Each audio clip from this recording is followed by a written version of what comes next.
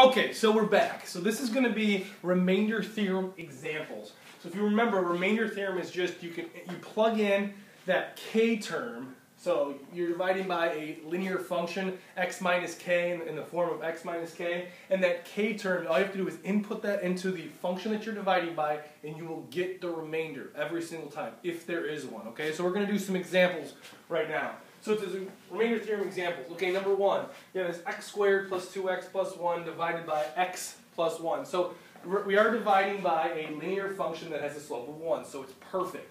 And a question about remainder theorem would look like this. It would say, is this x plus 1 a factor of this function? Or what is the remainder of this division of polynomials? That's what a problem would look like. So we're going to figure out if this x plus 1 is a factor. That's important if it's a factor. We're going to go over that later, but so that's what we're going to be testing for right here. First thing you want to do is figure out what k is.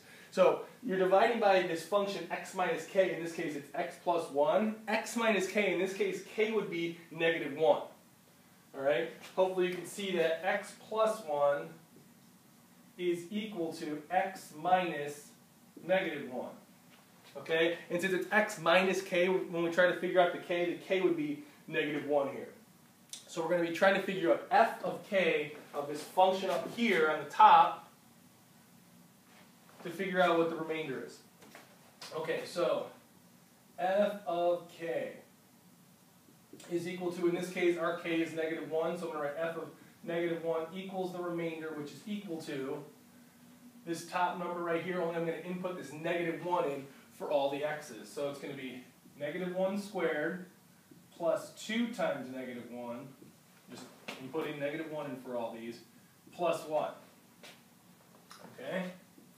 Negative 1 squared is 1, plus 2 times negative 1 is negative 2, plus 1.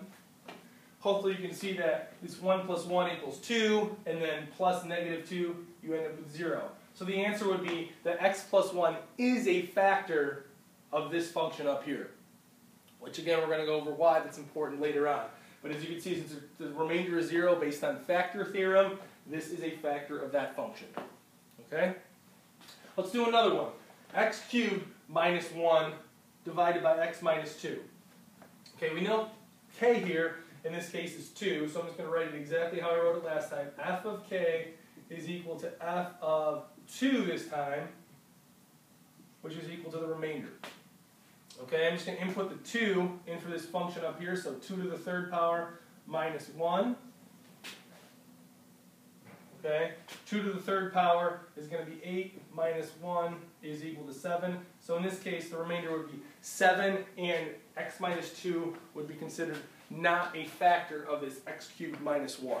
Hopefully you can see that, because this one remainder is not 0, where in this case, it is 0. Okay, those are 2 examples. Let me know if you need any other help.